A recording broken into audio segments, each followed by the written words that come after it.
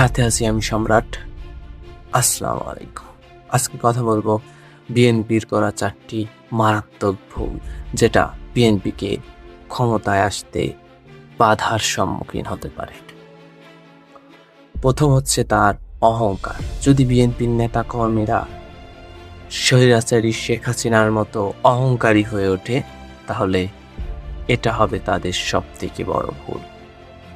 তারা অহংকার করবে, তারা জনগণের কাছে যাবে না, জনগণের অধিকারকে তারা তুচ্ছ মনে করবে, এবং এটাই তাদের সবথেকে বড় ভুল হয়ে দাঁড়াবে।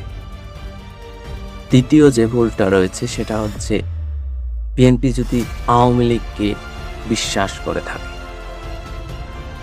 যদি মনে করে থাকে যে আওয়ামী লীগের লোক তাদের ভোট দিয়ে তাদেরকে জয়যুক্ত করবে, এটাও বিএনপির জন্য একটা চরম ভুল সিদ্ধান্ত হতে পারে।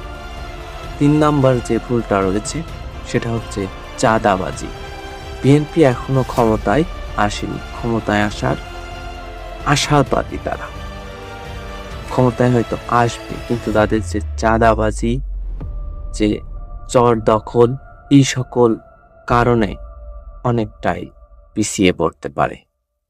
সুতরাং তাদের নেতাকর্মীদের উচিত এই চাঁদাবাজি, চর দখল থেকে শুরু করে সমস্ত প্রকারের কাজগুলো নির্বাচনের আগ মুহূর্ত পর্যন্ত বন্ধ রাখা উচিত। এবং আরও একটা মারাত্মক যে ভুল রয়েছে সেটা হচ্ছে তাদের দলের মধ্যে দ্বিখণ্ড তৈরি হওয়া। আওয়ামী লীগ কিন্তু এই দ্বিখণ্ড রাজনীতির কারণে অনেকটাই ভেঙে পড়েছিল। এই আন্দোলনে আওয়ামী লীগের একটা অংশ ওই আওয়ামী লীগকে ক্ষমতাচ্যুত করার পেছনে অনেক বড় ভূমিকা পালন করেছে। সুতরাং বিএনপি দলের উচিত সবাইকে গোষ্ঠীবদ্ধ রাখা, কাউকে বিভেদ করে, কারোর মধ্যে ভাঙন ধরিয়ে দলকে দুভাগে বিভক্ত না করা। ধন্যবাদ। আপনারা নিজেদের বিবেক বুদ্ধি খাটিয়ে বিশ্লেষণপূর্বক এই কথাগুলো যুক্তি সাপেক্ষে অবশ্যই কমেন্ট বক্সে আমাকে জানাবেন। ধন্যবাদ।